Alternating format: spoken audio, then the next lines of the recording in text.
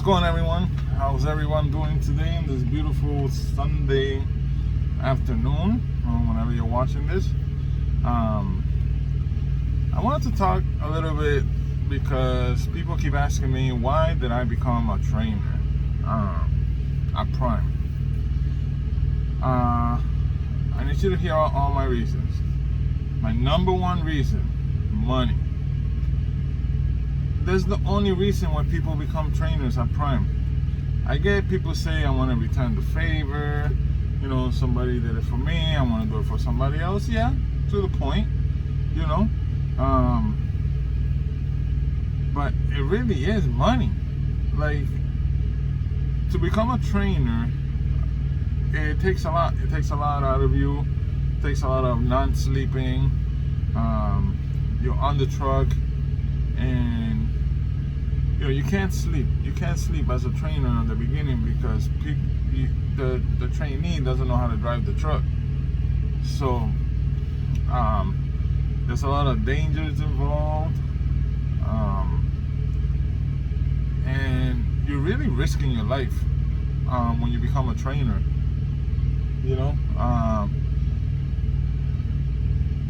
Trucker dude Brent, he put a video up about horror stories about training. Well, my trainer told me his trainee became a trainer, and his student got an epilepsy attack while he was driving. He got all stiff, he couldn't move, and luckily he was awake to notice what was going on.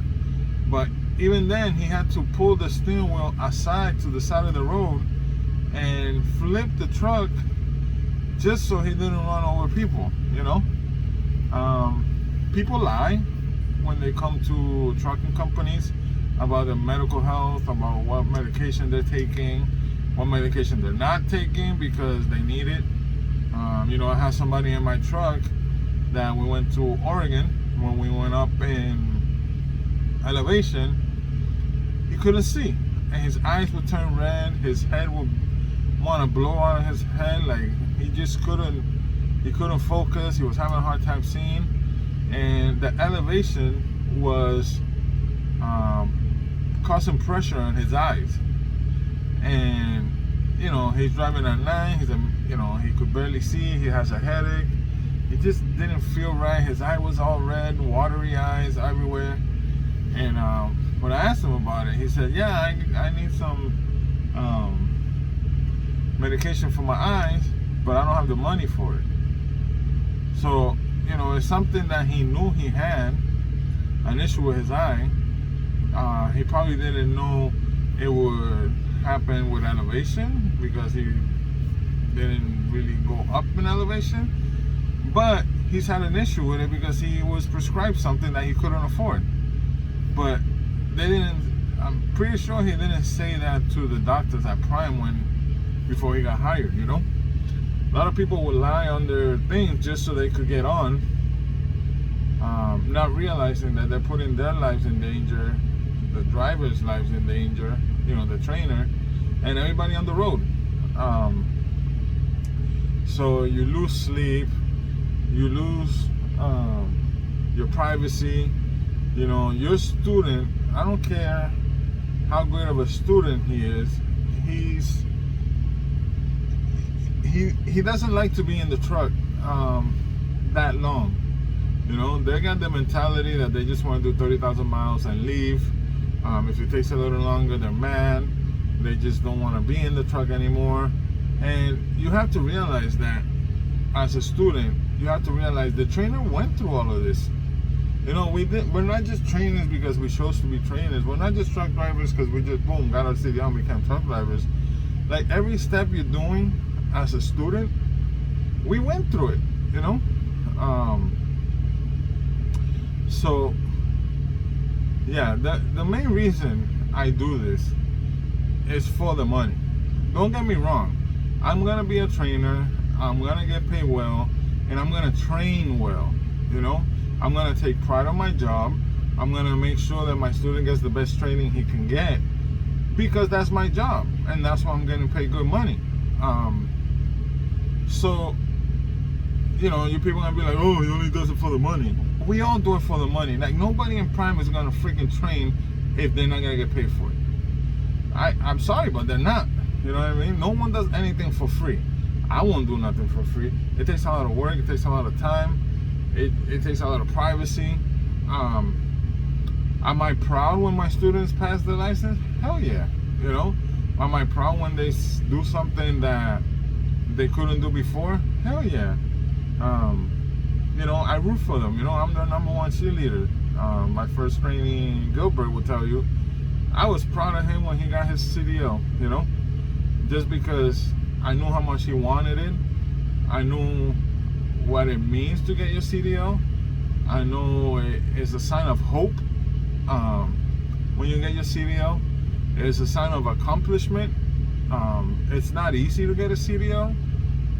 The pre-trip is very hard. You have to be consistent training and testing yourself and just learning the pre-trip. The driving skills, you know, you got to get used to new driving habits. You're not driving a car. You're actually, when you're backing, you're turning the wheel opposite to what you're used to.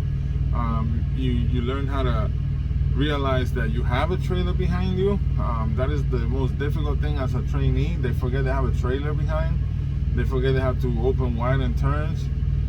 Things like that. And you have to be alert of a lot of things. And it's a lot of work. I mean, students, because I remember, I used to think, oh man, I can't wait to become a trainer or a CDL driver because my trainer's making a lot of money. But, you know, there were times when he barely slept. He was next to me, making sure I did everything right, you know, waking up in the middle of his sleep to help me back, you know, like, what if I wake you up and tell you, hey, wake your ass up, I'm gonna show you how I'm gonna back. It's difficult. It's a lot of work. It's a lot of stress. But, you know, when you get your CDL, it's all worth it. But, you know, I do it for the money because I'm gonna put in the work so my student could get his CDL, so my student could move forward in life and hopefully better himself financially or his family. And you're always gonna have a friend for life. So, you know, there's a lot of things that make you proud of become a trainer. There's a lot of things that make you happy you're a trainer. You feel like you've accomplished something. It's something that is rewarding to you as a trainer. But at the end of the day, it's the money. Like, I don't know why anybody else would do this if it wasn't for the money. I do it for the money, but I make sure I put in all everything I can to earn my money. I don't just sit there and say, here you go, drive and whatever. Like, I gotta make sure he's a safe driver. I gotta make sure he knows what he's doing. I gotta make sure they're reading signs. I just gotta make sure when he leaves my truck, he's safe on the road. Why do I want to make sure he's safe on the road? Because my wife is in the road with kids. You know, someday they're gonna be driving a truck. They could be driving by my wife, and if they're not safe drivers, what happens if they kill my wife? You know, what if it's kind of extreme to think that way, but that's the way I think about it. So I don't want you guys to say, oh, like, oh, he's just doing it for the money. I'm doing it for the money, but I'm gonna tell you, I'm gonna work hard for you to learn, because that's what I'm making the money for. That's why I'm doing this, for the money. It's gonna cost me sleep, stress.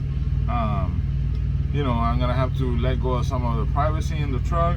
I'm gonna have to share a small space with somebody, and I'm gonna have to deal with, you know, you have to deal with two different personalities in the truck, and you gotta be a type of person that no matter what happens, you can't. It's your truck. I understand. This is my truck, and I got my rules and everything. But only because it's my truck doesn't mean you're my child. You know, we're grown adults. You gotta learn how to talk through problems. You know, I don't like that we get mad at each other and we don't talk. No, that's nothing. You know, I apologize if I have to. I don't expect you to apologize, but we still need to have some kind of relationship in the truck. So, you know, it's hard. It's hard being a trainer. Everybody wants to become a trainer, and I know people that became trainers and then left because, you know, it's good money, but even a solo you make good money. You know what I mean? It's just on your work ethics, on your work habits, on your hustle. But yeah, I just wanted to let you guys know I do this for the money. For the money and some of the gratitude that comes from my student, you know, getting everything they need to do and moving forward in life. I do take pride in being that person that could change someone's life, but I wouldn't do it for free. I'm sorry. I mean, some people might think of me different now, but you know, there's too much going on as a trainer to do it for anything else but the money. That's my opinion.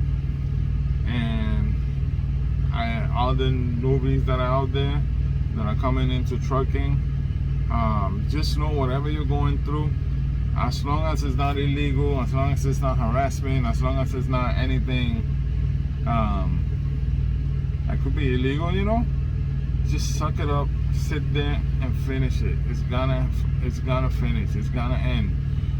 Sometimes I believe if you leave a trainer's truck into another trainer's truck and he's teaching you one way and then this guy's gonna teach you another way, it might actually back your learning experience up, you know.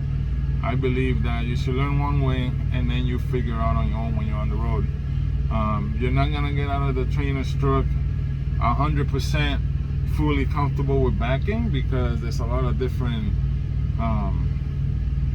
backing scenarios and, you know, different spaces, different routes you gotta take. Like it's a lot, but as long as you leave your trainer's truck knowing how to maybe fix a problem, you know, like if you park somewhere and you have to do 5 pull-ups, do the 5 pull-ups. You already got your license. The only thing you gotta do is get in that hole and back it in without hitting anything.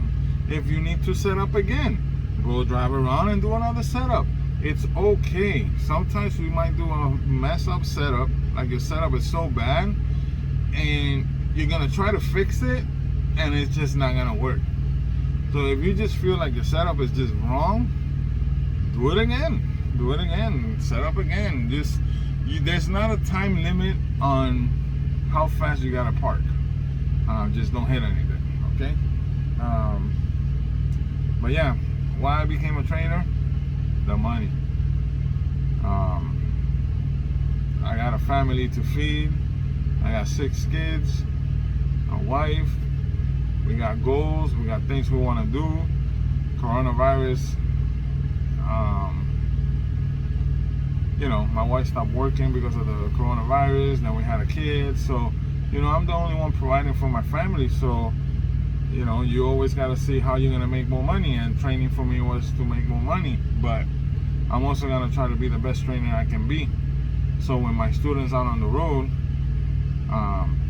you know, 2, 3 o'clock in the morning when he's having an issue with something, he has an idea what to do, how to fix it, how to get through it, because I'll probably be sleeping or I probably won't answer, and I just want to make sure they're comfortable no matter what situation happens when they got out of my truck.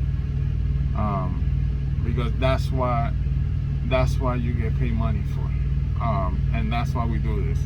Because I make money, I'm responsible for your success, and I take that very, you know, that's, you know, it's part of why I'm training. But mostly the money, guys. I'm sorry, but money's money, and that's why we're all here, for money. No one's in trucking because they just want to be away from their family, sightseeing everything without them. You know, when you go to truck stops and you see families traveling together, and I'm in a truck, you know, and I see them all on vacation, having a great time, man, I miss my family. I miss my family all the time. I miss my family every day. I talk to my youngest, who is almost 2 years old. You know, I'm FaceTime daddy, you know, always FaceTiming him to see him, talk to him.